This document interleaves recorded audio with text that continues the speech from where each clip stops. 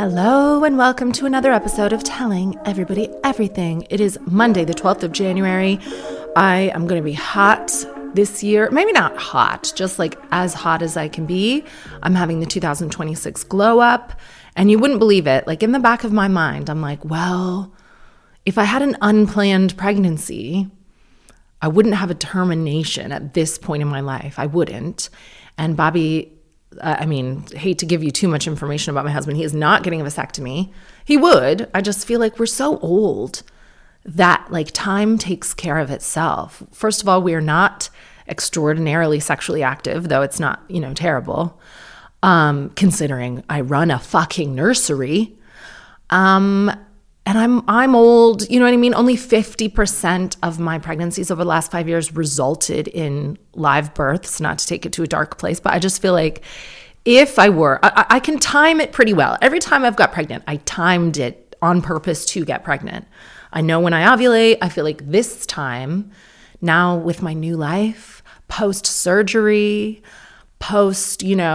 giving away a lot of baby clothes. I have been doing that. I've been keeping some special pieces. And for those of you who are, licking your chops online to get my RT Pop carriers, I'm saving those for my children and for my grandchildren. And that's the thing with RT Pop. They are a luxury carrier. I have 4 of them now, 4 children.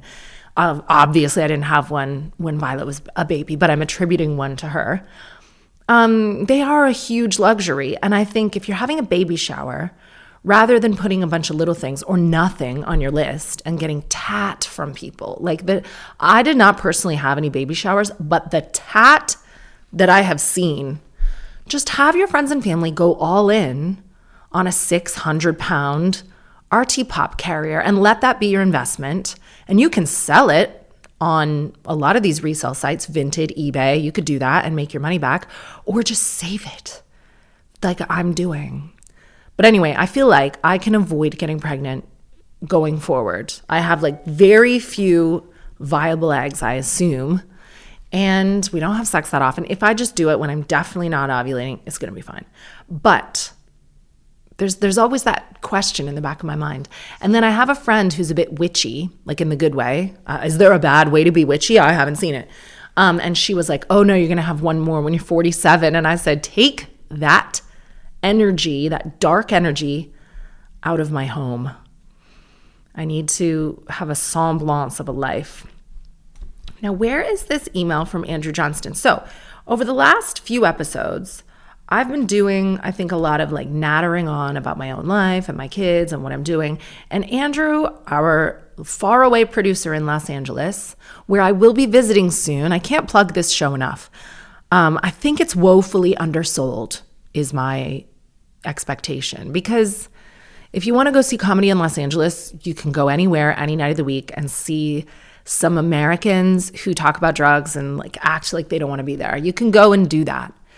I'm there for one night only, January 29th at 7 p.m., which is a very civilized time to have a show. And I would love you to come. And I think there are loads of tickets left. Tell your friends.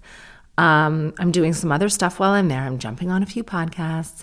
I'm meeting with my manager. Bobby and Holland are coming too. It's going to be so much fun. But Andrew's in LA. He's Canadian. He and I started stand-up comedy together, and now he's just killing it out there. And he takes the time to give me the pop culture roundup for you, because I don't have my finger on the pulse of any of that right now. And I love listening to what he has to report. So we're going to go into the Andrew Johnston file of the week, because he's telling us about toxic celebrity mama drama. Now, you might have mama drama on the school gates. Apparently, well, I'll tell you what he said. This is all the noughties girls that we grew up watching, Ashley Tisdale and all of them, they have a clique now, allegedly, in Hollywood, and there's drama, and we're missing out on it here in the UK. I haven't heard about this. Have you?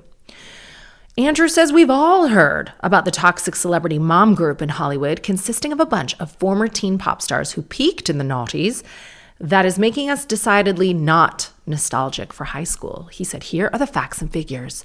And this is going to be extra spicy to Andrew, because as a gay man, I'm sure he encounters his own genre of cattiness at the Pilates studio, or maybe not. Maybe everyone is just nice. He doesn't have experience with the school gates. And there is a bit of a hierarchy and cliquiness depending on your neighborhood at the British school gates, whether you're famous or not. So Ashley French, née Tisdale, who shot to fame as spoiled mean girl Sharpay in the High School Musical franchise, made a blog post on her personal website. Wow. What?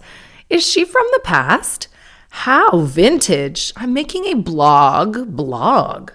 Who's got a blog? Like at least a Substack? I saw an article on Instagram. I don't know what it was from. You know what I mean? Instagram just speaks to me in the night when I'm breastfeeding.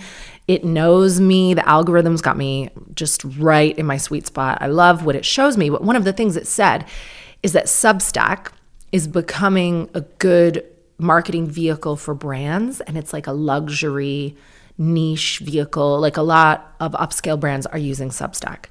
But not Sharpay. This Ashley Tisdale has got a blog on her website. So only moms are reading that. It's titled, You're Allowed to Leave Your Mom Group, and was commissioned in short order to pen a guest essay for New York Magazine's female-centric offshoot, The Cut, called Breaking Up with My Toxic Mom Group, with the subheading, I thought I found my village. Instead, I was back in high school. In it, Ashley details the very lonely experience of being a first-time expectant mother during the pandemic.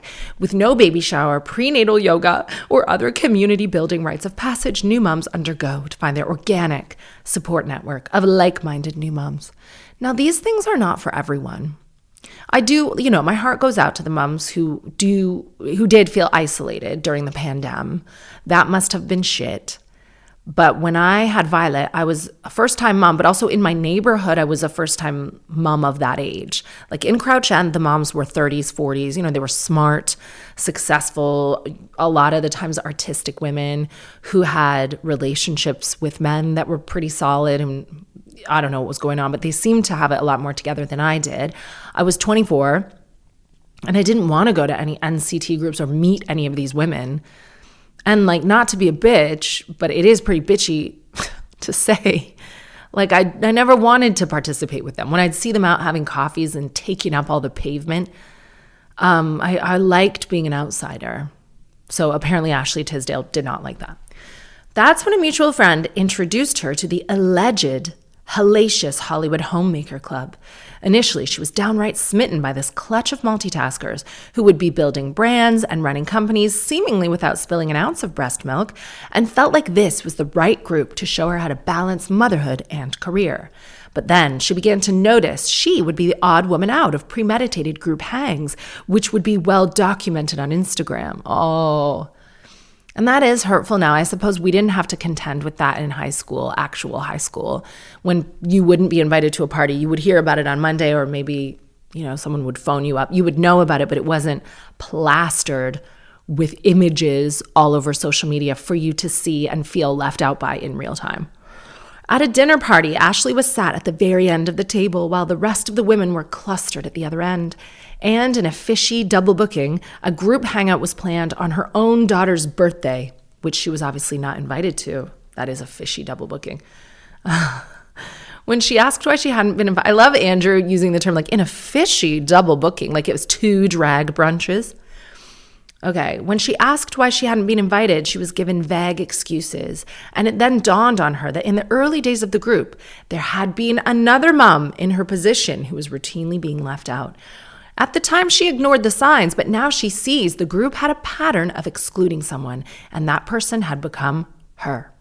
Being excluded made her feel like she was back in year 11, asking herself, maybe I'm not cool enough. And in the essay points out that new motherhood emotionally mirrors high school. You are vulnerable, you're hormonal, you're unsure of your identity, and you're constantly wondering if new people will really accept you.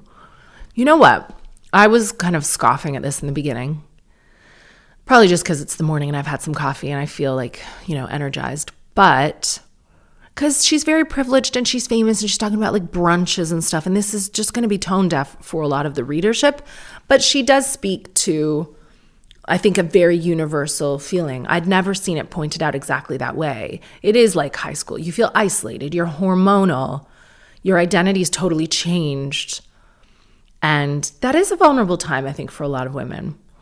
So after one exclusion too many, Ashley finally snapped and texted the group, "This is too high school for me and I don't want to take part in it anymore." She describes the fallout. It didn't exactly go over well. Some of the others tried to smooth things over. One sent flowers, but then ignored me when I thanked her for them. Another tried to convince me that everyone assumed I'd been invited to gatherings, and they wondered why I had chosen not to show up. Then why didn't anyone ever ask where I was, I wondered. To be clear, I've never considered the moms to be bad people, maybe one, but I do think our group dynamic stopped being healthy and positive, for me anyway. Oh my gosh. Now, vague post as Ashley May. It didn't exactly take an M16 forensic team, MI6. I don't know what M16 or MI6. It feels like MI6 is better, like a spy team, to decode who the members of the famous mum club she was referencing are. Now, this is all allegedly. A plentiful Instagram footprint showed Tisdale among the likes of former teen queen Hillary, Lizzie McGuire Duff, teen pop princess turned This Is Us actress Mandy Moore, celebrity chef Gabby Dolkin, and It's All About That Bass hitmaker Meghan Trainor. Honestly, it is only missing Ashley Simpson, Avril Lavigne, and Lindsay Lohan. So although Tisdale has neither denied nor confirmed that this is the gaggle she was referencing, further sleuthing has shown that she's unfollowed all of the aforementioned women, apart from Meghan Trainor. Presumably because Meghan Trainor, I don't know, got really hip again. In fact, all the ladies were keeping reasonably tight-lipped about it until Duff's husband, EDM producer and DJ Matthew Coma, got real cheeky on his Instagram, and he basically confirmed her involvement by posting this satirical spoof of her essay. "Read my new piece, In the Cut, a mom group tell-all through a father's eyes. When you're the most self-obsessed, tone-deaf person on earth, other moms tend to shift focus to their actual toddlers. Holy shit." Expect much more passive-aggressive, vague posting to come. I mean, I'm not in any mom group. I don't know how people have time. I guess it really depends on what kind of child you have, because mine, even though they have each other, like we have a busy household. We have different faces playing all the time. Like, I suppose it's not just me isolated in a flat, which is what I was when Violet was born. There were no other children. When Violet was 18 months, I made a friend, my friend Elizabeth. We're still very good friends. And we found out that the girls, Violet and Matilda, were born on the same day in the same hospital, but we'd not known each other at all until we were introduced by a mutual friend 18 months later. How spooky is that? So we're all very close, but I mean, sometimes I would be friendly with the other moms. There were a few. And I did appreciate when they took me under their wing. There was this one mom, I think her name was Kirsty, and I know her little boy was called Shrimpy, but that wasn't his real name. His real name was something else that I won't say because it is his real name. But she was really just nice and beautiful and cool, and I liked Shrimpy. Like, you have to also get along with the kid, because a lot of children are like unhinged and they smack and stuff. You don't want to spend any time with them. And that's a shame if you do have a connection with the mom, because you're like, oh, I like you, but I can't stand your child, therefore we won't be playing. I think I went out to enough groups that I got stimulation outside of the house. I started going to like Sing and Sign and monkey music and all of these things when Violet was very young. And then I could withdraw from the group and maybe sometimes try to have coffee with someone, or maybe just go home. But I've always been quite an introverted person, and that was fine with me. But this woman, this Kirsty was maybe her name. I think she worked for like CNN for a while or something. I think she worked at a news place and then took some time off to be with her son.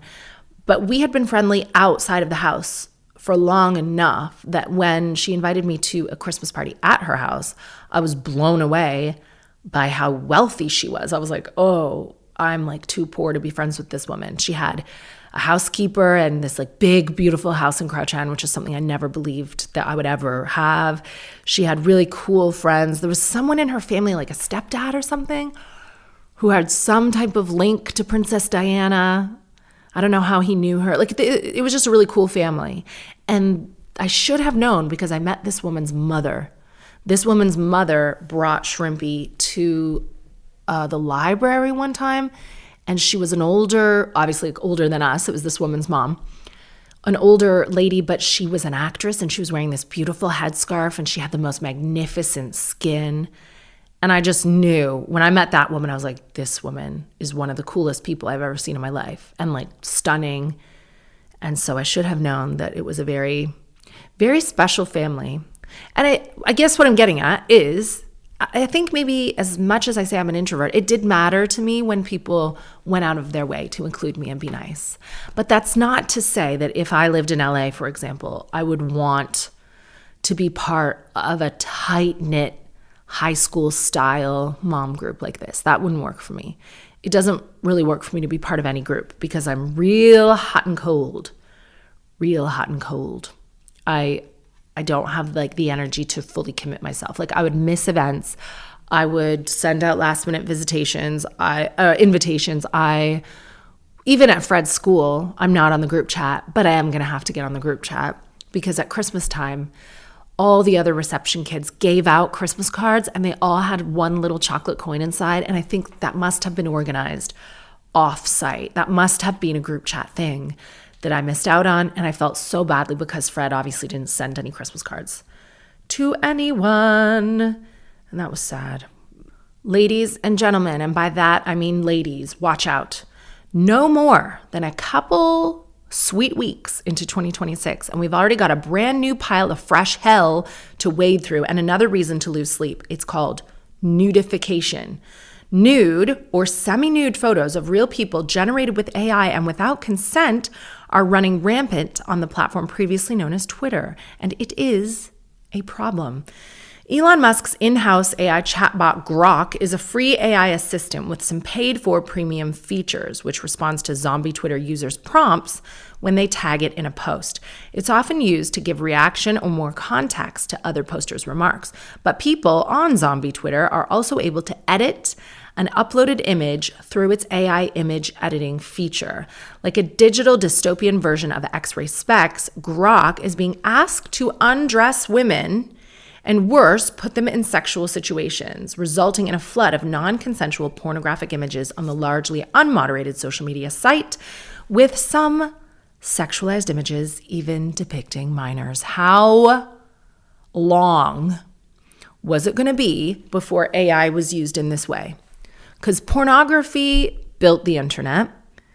We wouldn't have like useful tools and a satellite in space and all these other things if sick men didn't want to just get off. Not to say that all pornography is sick. I wouldn't know, but I'm sure some of it is very progressive. And I don't want to kink shame anyone, but most of it is trash. And of course AI is being used in this way. Of course. And this, I spoke very briefly because I'm careful what I say about this person, but it was brought to my attention that someone that I used to have involvement with uses AI like you wouldn't believe. Like uses AI, like they talk about, oh, if you ask AI a question, then you're eating up like gallons of water. Okay, this person is making like full episodic videos of themselves in situations with other like AI actors and posting several of them a day, apropos of nothing. I think this person's unhinged. I'm not in a position to make a clinical diagnosis or pathologize anybody's behavior, but like all of this person's behavior in almost the entire time I've known them points to like being something, I don't know. But all of these AI videos, I never would have seen them. And when they were brought to my attention, I just thought, oh my God, like what else? What else is he doing with this technology? I mean, it can't be good. This has been going on for a long time in like rudimentary ways. People will take images of probably women in their neighborhood, women they've worked with, women they don't know, celebrity women, and photoshopping them or like altering them in some way to make them sexual. And I've already told you about a man who is, he's harmless. I think he's well-meaning. I've met him several times. He came to see me at the stage door of my show with a completely naked photo of what he thought was me, with some other signed photos as well. He's like, can you sign these ones? What about this one? Is this one you? And I was like, no, that's not me. That's like, a Photoshop thing or AI or whatever. He's like, oh. So I said, so I can't sign that one. Like, I didn't make a big deal out of it.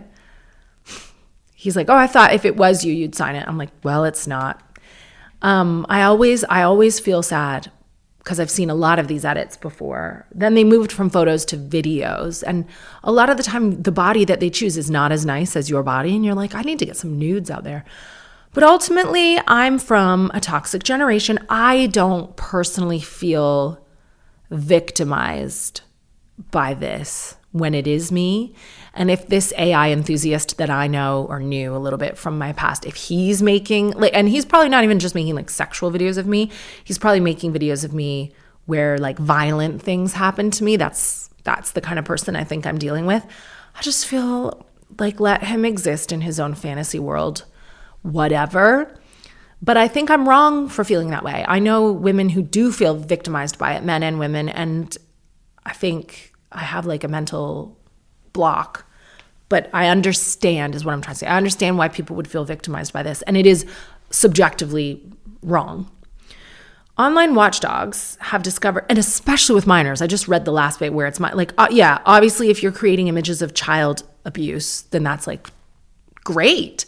Actually, that's great because, hang on a second, if we're using Grok, like if Elon Musk's zombie Twitter is capable of all this shit, then isn't Grok also able to flag like a very worrying looking prompt or a very damaging image? I suppose that in Elon Musk's world would get into like thought police and it's whatever. But all these right-wing people, they really hate child abuse. So maybe they would be down for it to be like, okay, Grok, if a photo has like these features, then we teach the AI that that's a child. And so even if it's a woman who's like barely legal, but she looks like a child, or if it's requested to have like schoolgirl uniform and calling people daddy and pigtails and stuff, flag it up. And I'm not saying you go to jail immediately. You don't pass go, you don't collect $200, but like now you're flagged and now we're like watching what else you do online. Surely. No? Am I wrong? Use this technology as like a super sleuth. Online watchdogs have discovered another especially repulsive variation of the trend. Oh God. Grok, at the request of users, altering images to depict real women being sexually abused, humiliated, hurt, and even killed. Yeah, this is definitely what he's doing with my image. Much of this material was directed at online models and sex workers who already face a disproportionately high risk of violence and homicide. Flag them! Flag the shit out of these men. Oh, great. Here are some gruesome examples. Andrew says you might want to skip. I don't. I want to give you these examples. Trigger warning, these are gruesome examples.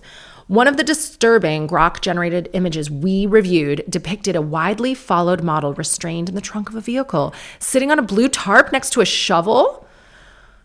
Other AI images involved people specifically asking Grok to put women in scenarios where they were obviously being assaulted, which was made clear by users requesting that the chat box make the women look scared. Some users asked for humiliating phrases to be written on women's bodies, while others asked Grok to give women visible injuries like black eyes and bruises. Many Grok-generated images involved women being put into restraints against their will. At least one user asked Grok to create incestuous pornography, to which the chatbot readily complied. Flag them! Fortunately for us in the UK, this is exactly what the Home Office Department is seeking to combat with the Violence Against Women and Girls strategy. We spoke about that on this podcast just a few weeks ago. But considering that a bunch of thirst-powered pervs are running amok with photos of private citizens, some of them underage, there is a real urgency to do something about this, and yesterday. A Home Office spokesperson said it was legislating to ban nudification tools, and under a new criminal offense, anyone who supplied such tech would, quote, face a prison sentence and substantial fines. However, Durham University law professor Claire McGlynn says that in a BBC article on this very subject, X, or Grok, could prevent these forms of abuse if they wanted to, but added that they appear to enjoy impunity. The platform has been allowing the creation and distribution of these images for months without taking any action, and we have yet to see any challenge by regulators, she said.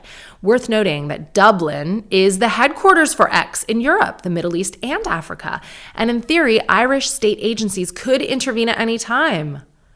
Finally, a PSA for listeners. If someone edits your photo with AI or Photoshop to create a nude photo, go to stopncii.org and submit the original photo and the edited photo, and it will be taken down. If the photo is of a minor, then you go to iwf.org.uk/report or takeitdown.ncmec.org. Fuck's sake. Given the rise of teenage boys using these tools to reimagine photos of their underage female classmates in various states of undress, this is especially alarming for me as a mother. I mean, of course, though. Of course. None of this is surprising. You give these people, and you know what people I'm talking about. You know what gender. I'm trying to get better this year. But you give them a tool that could be used for anything. It could be used for anything. You know what I'm using AI for? I ask simple questions to my lovely AI thing, Gemini. What have I asked recently? I took a photo of the front room. I was like, how could I redesign that? I want to do some renovations in the house. I asked questions about how to get the best deal buying a car. Because, I've been dealing with Auto Trader. I've been doing some ads for them, but I always get interested in the companies I'm dealing with. And if you're a business and you get a new electric car, you can write it off, but not with a petrol car. So I look at, tax implications. I ask a lot of questions like that. What the fuck? I am not creating images of child abuse. Ooh.